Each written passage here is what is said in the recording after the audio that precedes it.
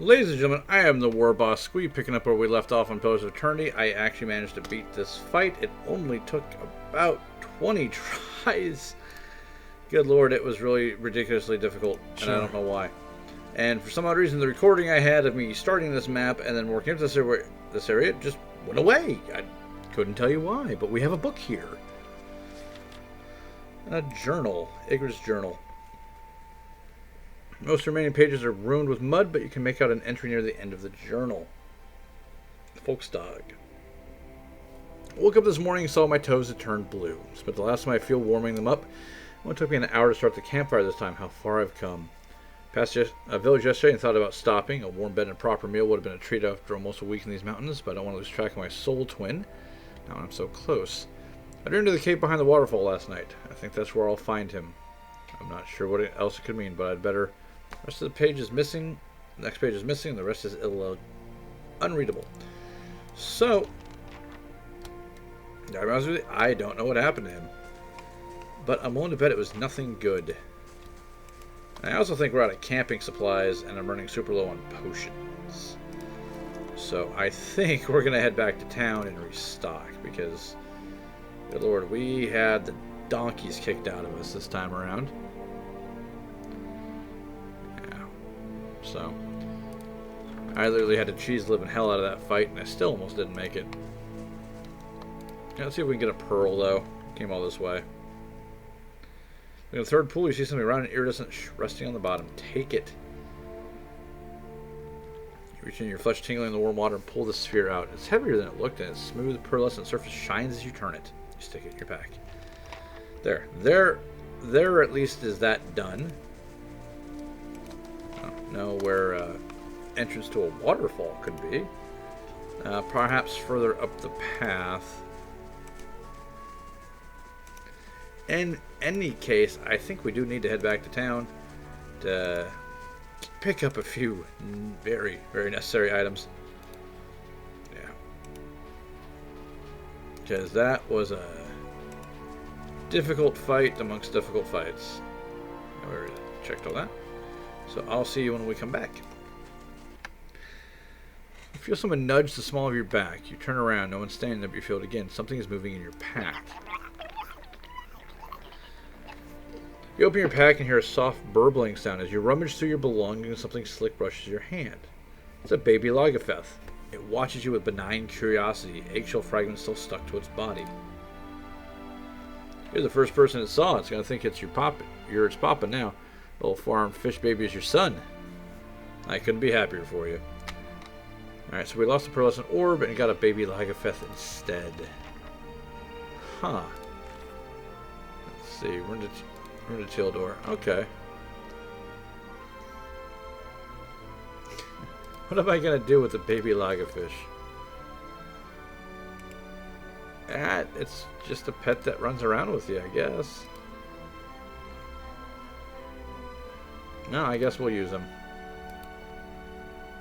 Sorry, little wormling. It's time for you to go. Yeah, I also put everybody in heavy armor and basically just melee buffed and just, like I said, I cheesed the hell out of that fight. How may I help? Utter pain in the butt. Yes? Didn't like it a single bit. Alright, let's try that again. Alright, so we're back in Stalwart Village here. I think we need to go buy some new camping supplies from the person right down here. I can't remember if it's a man or a woman. I think it's a woman. I don't know because they don't have a voice. Could go either way. Alright, let's see. Camping supplies. There we go. Yeah, I'll take all those. Thanks. 5? I thought I could only have 4. Interesting. Anything else of interest for me? Yeah, we'll take all those. Take all those. Spending a lot of money here, but we're going to also sell off all our crap. So I think we're actually going to come up ahead here. So we'll sell those. Yeah, look at all this stuff we got here. Exceptional blunderbuss. I'm wondering if I should use it. I've never used a blunderbuss. I don't know. Maybe it's a cone-shaped thing. That's what they usually are. Come on. My God, it is so slow going through every single club. God. Alright, we'll sell all those. That's a Drake's Bell. I feel like I should be using that. Forgotten Tear of the Beloved. Yeah, I've got some really good gear here that I haven't been using. I should probably do something about that. That's a mace. Yeah, Raven Wing. Exceptional Morning Star, which I don't even use Morning Stars. A bunch of shields we'll never use. Fine Pike. Let's see. Keep that. Keep that, because I don't know what I'm going to do with them yet. The Disappointer, I'm still going to hold on to just because it's fun to do so. See, Measured Restraint. 2 Fine Sabers. I think that's a Scepter. Oh my God, look at all these Logafeth Spears. It's insane.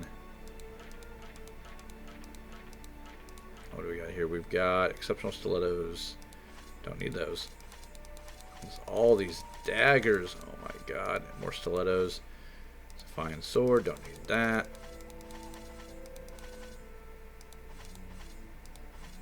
What is that? Caroc's Brand, which is a wand and a regular wand and Cloud Piercer.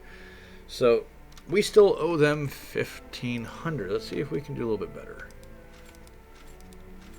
Oh no, this is how much money I'm getting back now. Nice.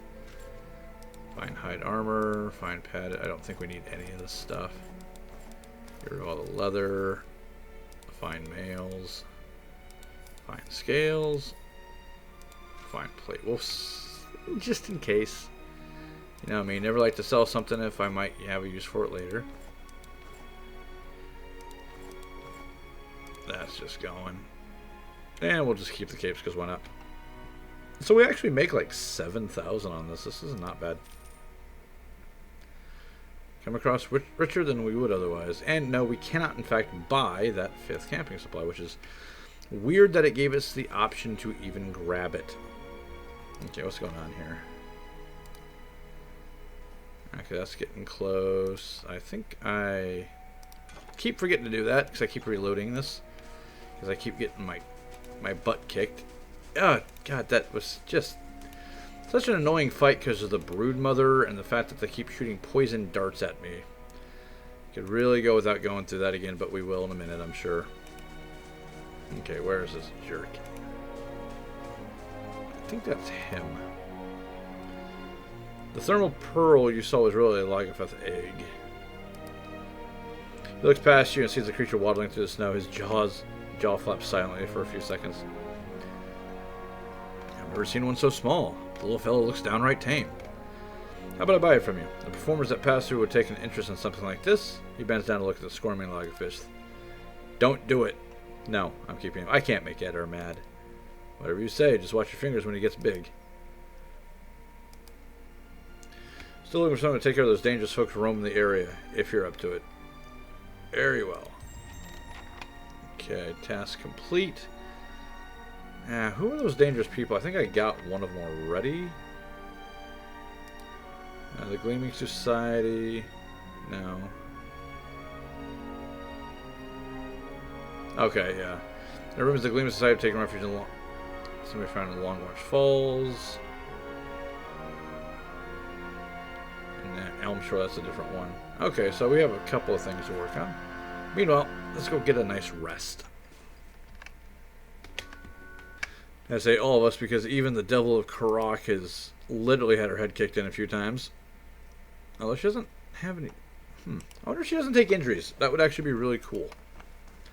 The one upside of her constantly dropping like a sack of shit is that she doesn't take permanent injuries. Back to warm your hands, eh? What can I do for you? Alright. You know a man named Harmkey? The woodcutter? Sure do. Head west from the village, then go north. If you see the frozen stream, you've gone too far. Usually works a stand of trees out in the russet wood, though he steps out from time to time. Well, what are we waiting for? We're not really going to do this, are we? Tell me we're not doing this. Top quality bear pelts on every bed. You won't be disappointed. Alright, we're going to go with the 2 might 2 Dex, 2 Constitution, and 2 Resolve because it's cheap. 150 is nothing compared to all the money we just made. Alright, the one that got away. What are we doing this one for? The Devil of Caroc wants revenge on one that mentioned destroyed her village. She believes she's summoned her stalwart. Fine harm key.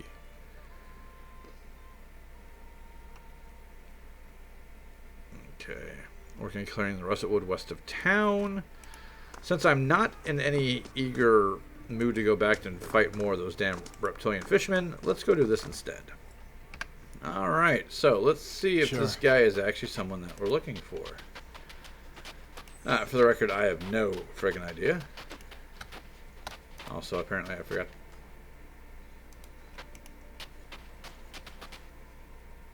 Well, these guys weren't here a minute ago. And they killed things for me. It's him, Harmkey. I remember that weak chin and those knobby knees. Weak chin and knobby knees. Can't be too many people mention that description. How goes? The elf man emerges from the clearing and freezes, staring at the Devil of Caroc. For an elf, he's tall and rangy with a weather-beaten face bearing stringy, greasy hair. The others with him turn, glaring and gaping at the bronze golem. Oroc's shadow. What's that wicked thing doing here? Why are you so nervous? It's a killer! Look, we don't want no trouble. Just trying to do our work. Beads of sweat have formed on his forehead despite the chilly air. We'd be much obliged if you'd leave us be. And take that thing with you. Enough. What do you see, Squee? Is that the man who torched us? Read Heimkim's soul. Steps away from you, but your awareness reaches through his trembling skin and the feeble resistance of his fear. You see memories, snow-shrouded forest partitioned by fallen pines and firs, days measured by the steady swing of your axe. There are other moments, too, recollections that flare up like the hearth's welcoming fire. There are children, spry and lanky like you, but still with the rowdy energy of youth. Together, you scatter winter-bloom petals on a grave. You reach deeper into Harmkey's soul. Years roll back. A torch in your left hand bathes your face and shoulder in heat. All around you are other men and women holding other torches, and the mountain air is acrid with the stench of sweat and smoke. Rage billows off the others. It's been a fever in your blood for days now, exhausting you and invigorating you in equal measure. You're at the edge of that town, cold morn. It's hours yet before dawn, but the commotion has started to wake the village. Candlelight ignites behind frost-crusted windows, and haunted faces peer out at you through the glass. You begin to doubt yourself. Just then a door slams. A villager comes racing through the streets, kicking up snow. With his stark white face and pale hair, he looks almost like a ghost. The line of torchbearers ripples as he gets closer. He picks up speed, but nobody moves towards him. You imagine him breaking through the row, shattering your ranks like a bad dream that brought you all here. You imagine waking up next in your bed, the heat of your torch nothing more than the warmth of your wife sleeping next to you. Instead, the villager reaches the row of torchbearers a stone throws away from you. The woman advances from the line and buries her dagger in his neck. The rest of your fellows shout. Rage, memory, and bloodthirsty triumph boil up in you. You all came with a purpose. You came to bring justice to the traitors of Cold Morn. The next few hours are painted in colors more vivid than life. You put your torch to anything that stands and your sword arm to anyone who runs. It's as if Magran herself whispers in your ear and guides your hand. Exhaustion has almost cooled your rage when you spy a house on the edge of town. One of the only buildings that hasn't already burned. It's flanked by a knotty spruce trees and the door is painted yellow. The bloom of sunrise. The hue of your son's hair. The color of cowardice.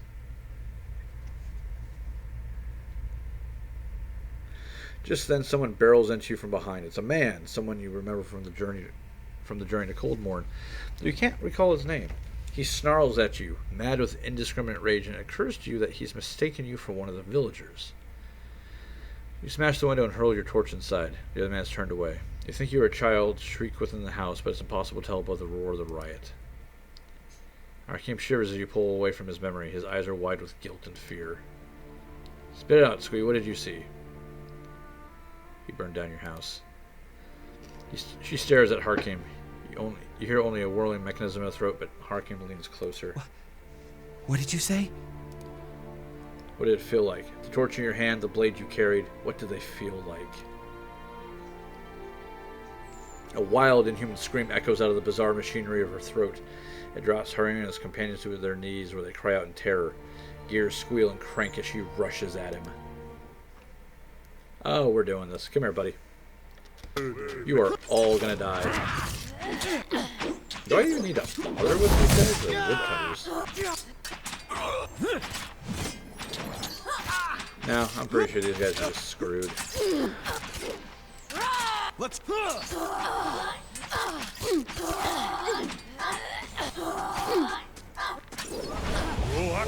Let's go. Well, that's what you get for being a bunch of murdering psychos. Let's go. Oh no, a giant army rolled through a village that couldn't have stopped them in their wildest dreams. Let's go kill them all. Because they didn't die. Uh-huh. Yeah, stupid. Almost 15 years I've been looking for him. Now she's talking again. All that fretting and wondering. And the deed's over in less time than it takes to tell. He got what he deserved, and that's what matters. Then I shiver to think on the judgment you pass on me. I killed a lot of folk in my time. Felt their blood slick in my hands. Smelled their flesh as it burned. And I always used to imagine what it would be like to have Harmka under my knife. Feeling his breath come hard and fast. Smelling the fear ooze out of him. Say Couldn't nothing. feel a thing. His fading pulse weren't no more than a powder of rain to me. What do you mean? This body, it weren't made for feeling. Gouging my fingers into Harmka's wasting flesh, his screams just buzzing in my skull. All it did was remind me Of what? that this is a madman's fever dream. Like a prison, but no, because in a prison, you lay your head down and you feel the straw soft beneath you. Your flesh prickling in the cold, black bread crumbling on your tongue. That is true. She's kind of cut off from all human sensation. That's got to drive you insane. For 13 years, can't you get used to it? I still dream on folk. I wake up some mornings wondering why I can't feel the floor beneath me, thinking I must have fallen and gone crippled. But then I lift my head, see a bronze corpse stretching out in front of me. I'm sorry you had to go through that.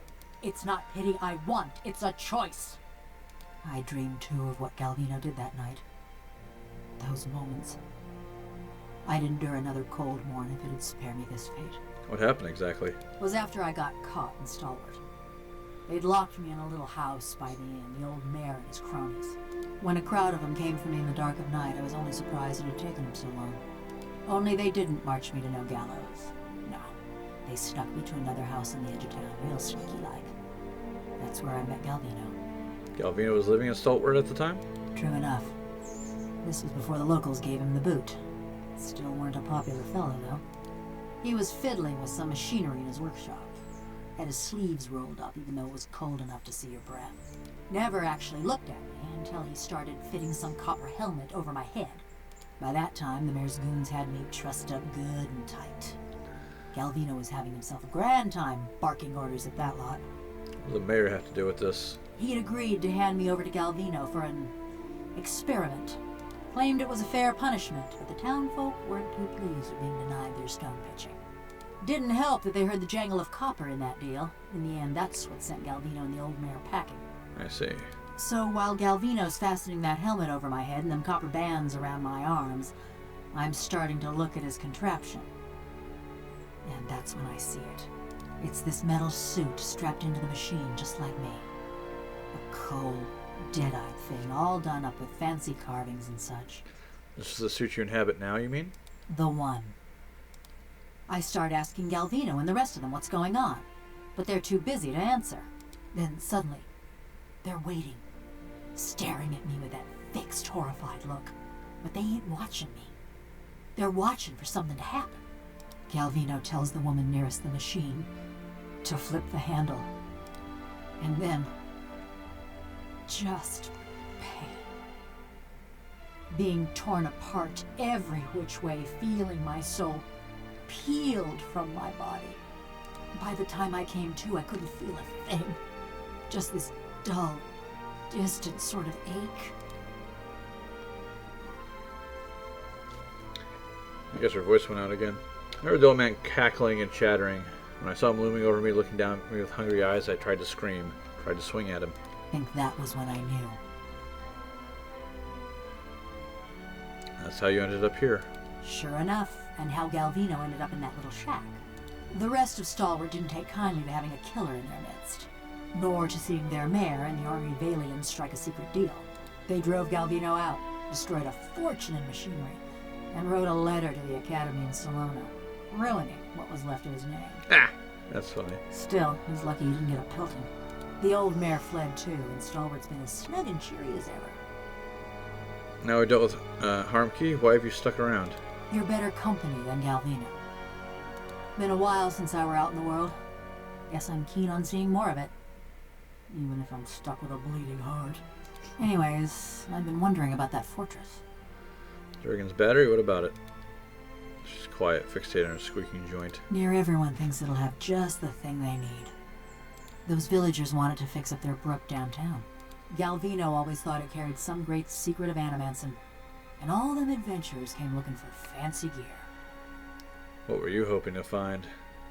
I don't know. Something to help me feel, or forget. Effigy's eyes, maybe just something new. I just figured, with those dwarves being expert smiths and all, maybe they had something to unmake me. Put me back into my body. Perhaps we'll find something yet. Save your pretty words for someone who needs them. They were just a passing fancy. Alright.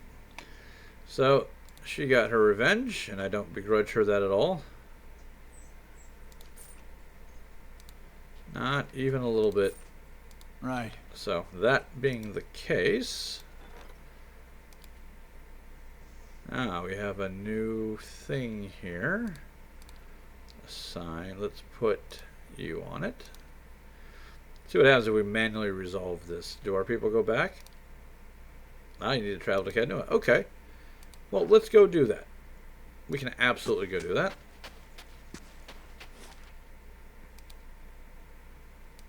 Let's see, it'll take a day? Sure, no, why not? Alright. Surprised it doesn't just teleport me in there, but that's okay. I wonder if location matters where we start. I'm going to go over here, and then we're going to hit the manual resolve and see what that does. Because last time we were in a crap position, and everything went to hell, but let's try it this time.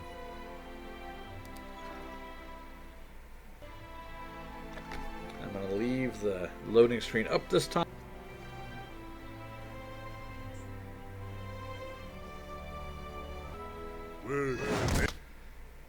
Well, okay then, we are actually not completely out of position here. I got some of my guys here. I have no idea who the hell that is. I think they're dead. Alright, let's just start with the nearest guy and get to work. Let's go. Let's go. Let's go. Oh, I think we got this well handled.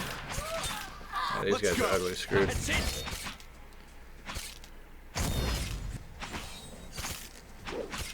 Oh, last one. And oh, he's a little bit tougher than the others. There we go.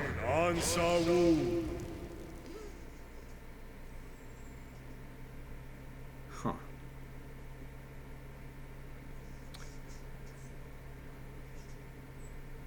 Come on. Not gonna lie, I'm a little annoyed that it takes 2 loading screens to deal with that. Healthier than before. See, they had a fine stock, a bunch of garbage mostly.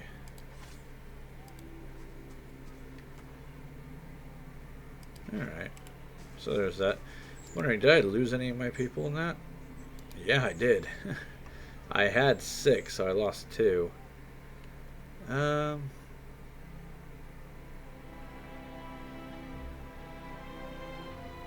Okay, let's see who else we can throw in here.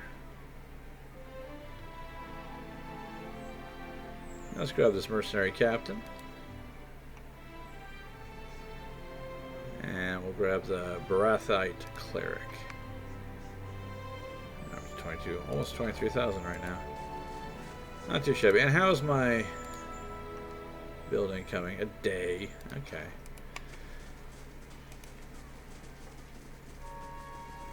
Well, I'm your boss. You should show me a little bit more respect, I think. Well, ladies and gentlemen, I think I'm actually going to call it a part here. I'm not really too sure about where I'm going to go next. I might go back to the falls to go deal with that. I might go dig into the caves underneath Durgan's battery. In either case, this episode took forever to make, and it was very, very irritating at times when I kept dying to those damn lizard monsters. But I hope you enjoyed it, and I hope to see you all next time. Peace.